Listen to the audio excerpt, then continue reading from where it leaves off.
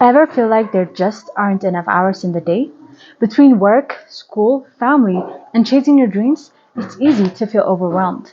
But what if I told you that by changing just a few habits, you could take control of your time and achieve more than you ever thought possible?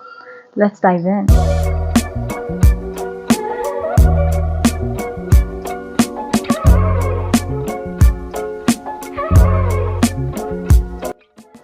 Hi everyone, welcome back to my channel El-levate, your go-to hub for empowerment, entrepreneurship, digital innovation, and personal growth. I'm El-levate, and today we're shifting gears a little bit from digital innovation, the app review we did last time, which I hope you enjoyed, to talking about something that affects us all, which is time management. In Ethiopia, there is often a culture of time wasting, particularly when you do appointments. You can clearly see that because most people don't come on time. But I believe our generation can change that narrative. To achieve big things, we need to start valuing our time and using it wisely. That's why I'm here today to help you take control of your time and make the most of every single day. Whether you're a student, a young professional, an entrepreneur, or all of the above, I'm sure you felt the pressure of juggling multiple responsibilities. Trust me, I've been there too. So in this video, I'll share practical tips and tools that have helped me manage my time better, and I hope they'll help you too. Let's get started. First things first, prioritization. Not all tasks are created equal, and not all things deserve the same attention. One of the best ways to prioritize is by using the Eisenhower Matrix, and here's how it works. First, urgent and important.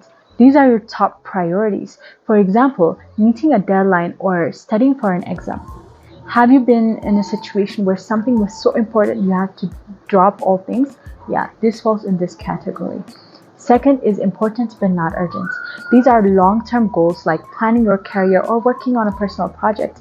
These, for example, you can do over the weekend, or for example, when someone cancels an appointment, you can shift your priorities and do these tasks. Third is urgent but not important. These can often be delegated, like answering non-critical emails, and for example, this can be done in the afternoon. Like a tip that I can give you is reserve your mornings to the most urgent and high priority tasks, like self-care activities. For example, for my ladies, going to your nail appointment or your hair appointment can be done in the afternoon, and these fall in this category. The fourth is neither urgent nor important. These are distractions, avoid them, like binge watching your favorite show. I'm not saying like don't watch movies, but categorize this in your head or your planner in this section. They're not urgent and they're not important. That way you can plan your activities and you can do the most important things when you have like more focus, when you have more energy. You can do the most important things, and the things that are not that important and don't require that much energy, you can do them maybe in the afternoon or when you have less energy. Now, let's get real for a moment. Time management isn't just about tools and techniques. It's also about mindset. I used to struggle with procrastination, especially when I felt overwhelmed. But I learned that breaking tasks down into smaller, manageable steps made a huge difference. Sometimes when you sit down and think of it, it's not that you have a lot to do, but that you're just not prioritizing it well and not using the right techniques. One technique that really helped me is the Pomodoro Technique. Here's how it works. First, you set a timer for 25 minutes and focus on one task. And when your timer goes off, you take a 5-minute break. And after 4 cycles, you can take a longer break. And this method helps me keep focus and prevents burnout. Give it a try and let me know how it works for you. And you can also even try longer periods of time and longer breaks. You can try it out and see what works best for you. Sometimes for me, I take longer I take longer minutes of work, and then I take longer breaks depending on the situation. And here's a quick but important tip. Stay hydrated. It might sound simple, but drinking enough water keeps your energy levels up and helps you stay focused. I always keep a water bottle nearby as a reminder. And for me, sometimes using digital tools to categorize and schedule your things, it is a good tool, a good method, but writing things down just helps me think better. I don't know if that makes sense, but I like writing things down, brainstorming on a notebook or a sheet of paper, and then that helps me categorize things, prioritize what is important, what needs to come first, and what needs to come later. And also, I find that at the beginning of the week, around Monday, Tuesday, you'll have more energy. It's especially if you rest over the weekend, you can get more things done at the first half of the week.